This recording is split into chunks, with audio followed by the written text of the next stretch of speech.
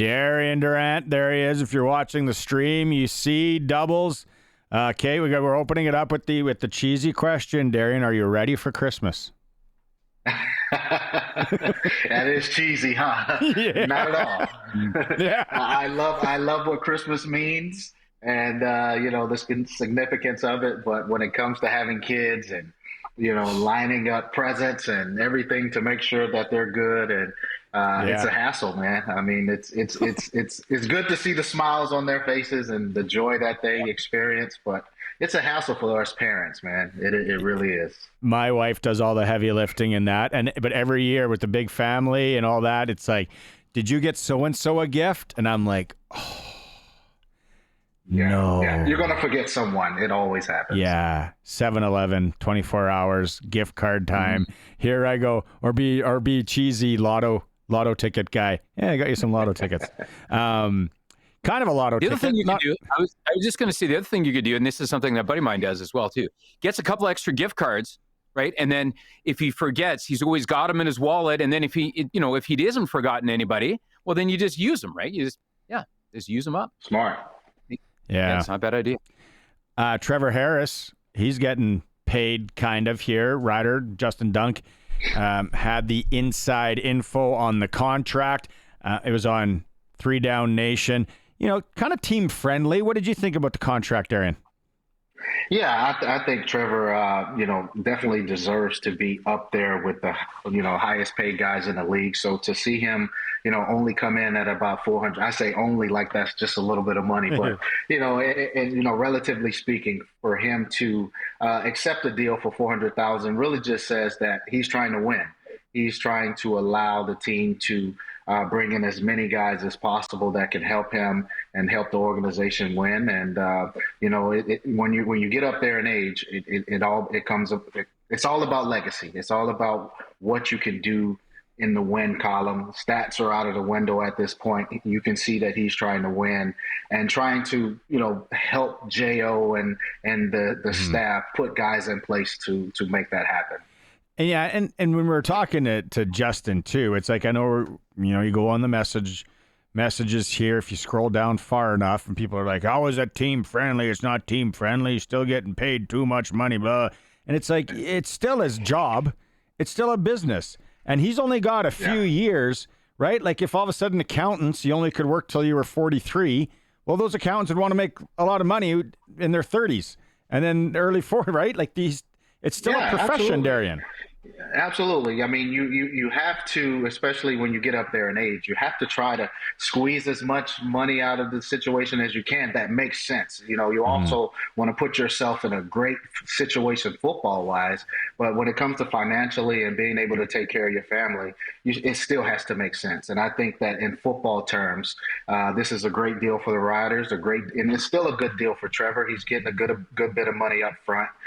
He's getting his housing taken care of, and he still has some incentives in there that he can hit as well. And, he's an accurate guy. He's, if he can stay healthy, he'll smash all of those incentives anyway. So I really think this is a team-friendly deal for Trevor and the Riders.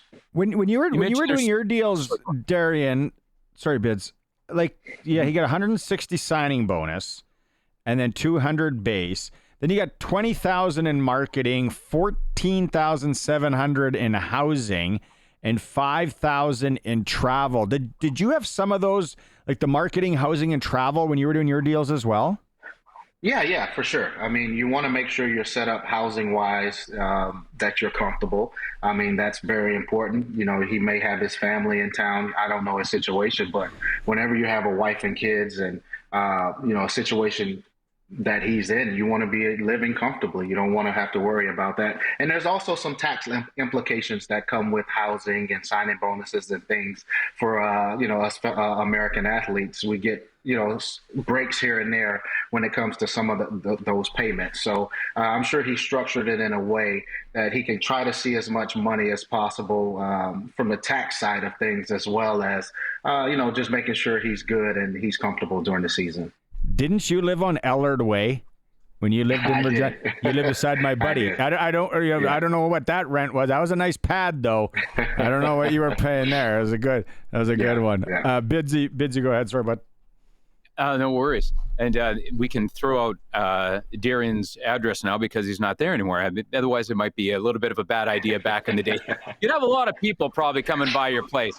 A lot of baking around after a really good game. You get probably a lot of baking on your front step. That's on the good side. But after a bad loss, you got to be ready. You got to be ready for that as well. So. Yeah, we know what would happen there in raw in eggs. Instead of in the baking. Shink talked about all the different elements to a contract now, but maybe just your thoughts on, and we brought this up a little bit earlier, on betting on yourself. A lot of people say, I bet on myself. I said, pay me less, but give me more incentives so I have a chance to make more. But just your thoughts on that, Darren. Obviously, that's a risk as well, too, because there's just the element of an injury that could come up, which you have no control over. Incentives are great because you can bet on yourselves, but that injury thing. Yeah, you always have to take that into consideration. I mean, we know that this game of football, it doesn't play favorites, right? You never know when it's your turn. Trevor's been banged up the past couple years, and you have to, and even for the team, even though he deserves to be in the $500,000 to $600,000 range, they're saying, look, we're willing to pay you that, but you have to be healthy in order to get it, which makes sense. And so, when you're Trevor and you're in this situation, you could bet on yourself and hit the market and see if you can get extra money or, play hardball. But at the end of the day, you want to be in a situation where you can win. You don't want any animosity between yourself and the GM because you guys are bickering over a few dollars here and there. So you just want to make sure you sign a deal that's good for yourself, but also team friendly. And I think he did that. Okay, I want to go. We're into like February-ish, before February, where there's no tampering or negotiation and all that. Like, would there be, what I'm trying to get at here, would there be players texting each other and saying, hey, are you gonna re-up over there in Toronto, and what do you think? Should we go for a beer, or do you want to all this? Like, would there be some of that going on? Of course. I mean, nice. Look, I like it. This is just how it is. I mean, you can't control who guys build relationships with. Some guys come into the league as friends before they even, get to a CFL team. So there's always guys from other teams, and you talk about it even during the season, especially if you're having a bad season. You say, if you're ever a free agent over there, you could come over here and help me. And, these are things you talk about with your peers all the time.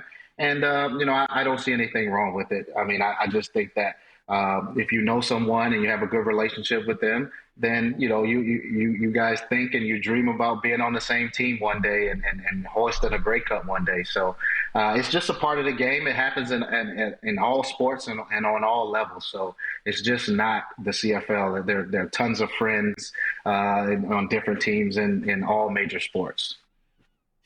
Darren, you obviously spent a lot of time in the Canadian Football League. You know a lot of people that spend a lot of time in the National Football League as well. Is there a contract clause that sticks out to you that was just way out there, but that person felt that they wanted it or needed it? Does anything come to mind, like pet care or something, I don't know, that's out there? A car auto detailing, Lamborghini detailing. Maybe that would have been more for the NFL, but is there something that comes to mind from somebody had in their contract? I think, when you play in provinces like Alberta and Saskatchewan, where football is huge, there may be some off the field things that could go into contracts that, during the off season, you may have a deal with a certain dealership or business. You may do some appearances for them and be compensated for them in that kind of way. So there are all types of things you can add in. Look, any type of language you can put into a deal that makes sense, I'm sure everything can be put on the table.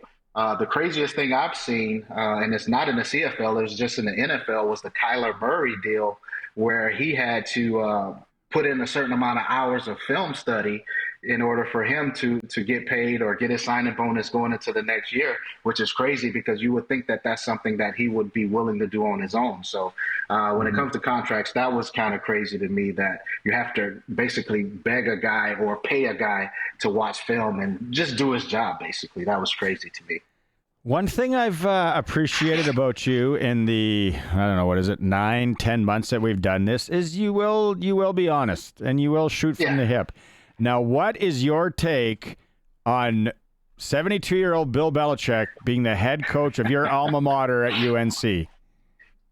You know what? I love it. I think that we need a change. We've always been looked at as a basketball school, as a pretty dominant basketball program.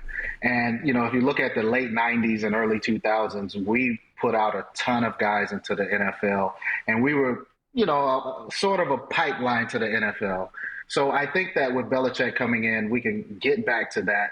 And when you bring in NFL caliber guys or guys who have the potential to go to the NFL, that's definitely going to lead to more wins. So, you need a guy of prestige. You see what Deion Sanders and his name has done for the University of Colorado. And I think you'll see more of this as time goes. You'll see more big name guys go into coaching and go to their alma mater or go to certain universities and try to bring in these athletes because, look, everyone has a dream of going to the NFL, right? If you're a competitive guy and you play football, you want to play at the highest level. And you're going to want to go to teams and programs where they have coaches or pipelines, so to speak, of a history of putting guys in the league and being able to coach like NFL coaches. So I think that this will be great for North Carolina. I'm looking forward to it. I'm excited about the spring game so I can go and just feel the environment and just, see what it's like to be around, one of the great, not one of the greatest coach in NFL history. So I'm just so happy for my alma mater and I'm looking forward to it. But you got it. Okay. So the thing that I'm so curious about, Darian, and I'm sure you still talk to a lot of guys there and your old teammates and maybe even guys that still work there, is he going to be able to connect with these young players? Yeah. So I don't think he will necessarily be out recruiting. I don't think you're going to see Bill show up to someone's living room, sit on their Parisian chair or whatever it's called, and try and lure in their kid to come and coach. I think he's going to have people to do that. But now, different than when you played and all these guys played, the transfer portal. If a kid doesn't he's like, see you later. I'm going in the transfer portal, which I'm very curious in the next few years. If Bill doesn't connect, how many kids want to Michael Bolton out of there? Yeah, and you know what? I kind of disagree with you. I think that this will bring out a different side of Bill Belichick, knowing that you have to now deal with 17, 18, 19-year-old kids, and with that comes building trust in their household with their parents. So I think that you'll see more than we think of Bill Belichick. I think you'll see him going into homes, especially of these top athletes, guys who maybe 2 and 3 are done. I think he'll go. I think he'll enjoy being on the road and recruiting. There'll only be a select group of guys he'll go after, and he'll go himself. But I think if the guy is worthy, he's a 5-star athlete, he's a program changer. I think Bill Belichick could go in his home and sit with his parents and sit with these kids and just try to get it done. All right. I got to ask you, Doubles. Okay, the landscape there, obviously, and they're already. I've heard they're calling it Chapel Bill already in North Carolina is one of the ones they're throwing out there. But the landscape there. You know how much boosters get involved in college football and these different things, and that Bill doesn't like to answer to too many people. They're going to have a GM there that's going to handle the transfer portal. They're going to handle the the GM or somebody's going to be handling these athletes that want this NIL money and these different things. But do you think that Bill is going to be able to get accustomed to having more cooks in the kitchen, if you will, maybe in the college game than just Rob Kraft, or in the NFL game? You know what? I think that North Carolina and the administration, I think they're going to give him complete control. I think they're going to let him do his thing. We're desperate at this point for a change in just everything from bottom to the top. So I think that this will be one of those situations like you see in Colorado with Deion Sanders of just complete control. The boosters will come in, they'll let you know what they're willing to pay and how much of a budget you have to pay these athletes. But I think Bill will have 100% control of everything. Look, you don't want to make him mad. You don't want him frustrated. This is a once-in-a-generation type of coach that you have at your fingertips right now. And the last thing you want to do is piss him off. So I think they'll give him full control.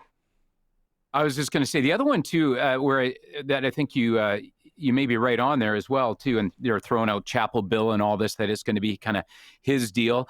You guys obviously are used to working with legendary coaches there, obviously in the basketball program with Dean Smith. So, I mean, you guys are used to at that school handing things over, if you will, if they are strong enough that you'll kind of let them run with it. And hey, you know what? You're already paying Bill $10 million a year for 5 years, $50 million. So, I mean, he should have free reign, you would think, right? Absolutely. And I think in his negotiation, he said and made it very clear that, he doesn't want anyone breathing down his neck. He wants to have full control. He wants control of personnel, staff, administration, everything that has their hands on with the team. I'm sure he's going to want full control, and he's going to want people that he believes in, that he knows gives him the best chance to turn that program around. So he'll have free reign to do whatever he wants. And, I think it'll be good for us in Chapel Bill now, and I'm looking forward to it. We're gonna have to keep watching this. We're gonna talk about this as we go along here in the off season. This is awesome stuff. Okay, a couple of quick ones from the NFL. Detroit Lions with all the injury trouble and what happened yesterday against the Buffalo Bills. Should Lion fans be worried? I don't think so. I mean, it was the Buffalo Bills that they played, and they made a hell of a comeback in the second half and made it a one-score game. I think if Dan Campbell doesn't go and just out-gamble himself, he gives the team a chance to win. I mean, look, I'm all for gambling and making decisions that are a little off the wall, but sometimes you can get ahead of yourself and get a little too cocky, and I think that's what happened. But the Buffalo Bills, they'll be in Super Bowl contention this year, so I wouldn't look at this loss as a reason to be down on the Lions. I think they're a great football team. Their offense is still healthy. It was good to see Montgomery come back out in the second half. I thought he had a serious leg injury there, but he seems to be okay. So I think as long as that offense is together, you can bring in some guys on defense and fill in some pieces. But as long as that offense is healthy, they have a shot. And you have to go to Detroit and play. They'll have home field between them and the Eagles, and it'll be tough to win in Detroit. What was your take on Devondre Campbell walking out mid-game with the Niners? Yeah, I didn't like that. I understand his frustration with Dre Greenlaw coming back, and he's been. Whenever you're a guy and you start the season and, they bring in a guy's injured and he comes back off the injured list and he all of a sudden takes your job or takes his job back, it can be very frustrating. And I think that's what he was going through. But you just can't quit. I think you lose he's probably going to lose his job first and foremost, but you lose your friends in the locker room. Guys can't depend on you. And look, that division is tight. San Francisco is only a game and a half, I think, out of first place. And, they can beat anyone in the league. So this is such a crucial time to have a guy just walk off the field and basically give up. And you lose the trust of your teammates when you do things like that. Okay, and last one, about 45 seconds here. Your take on the college football bracket, what we're going to see here starting this weekend. You know what? I like it. I think that I like the 12-team format. I still believe that if Alabama were to play, any of these teams, ASU, they have a chance to win, or SMU, or Penn State. Clemson as well. I think Alabama will walk all over Clemson. So, but you have to go. You have to play the season. You have to win games, and you can't lose to teams like Vanderbilt. I think that when you're vying for a playoff position, and you take a tough loss like that, then you deserve to be out. So I like the format. I think it'll be good and entertaining, but I still think that the best team, one of the better teams in Alabama didn't make it, and they should be in. Heck, the way it's going next year, UNC could be there with a bye. Mm-hmm. Right, with Bill. Hey, that sounds great.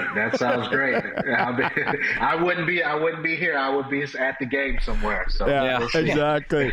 All right, Doubles. No show next week, so then we're gonna probably catch up in the new year. Have a great Christmas, safe Christmas, you and your family there.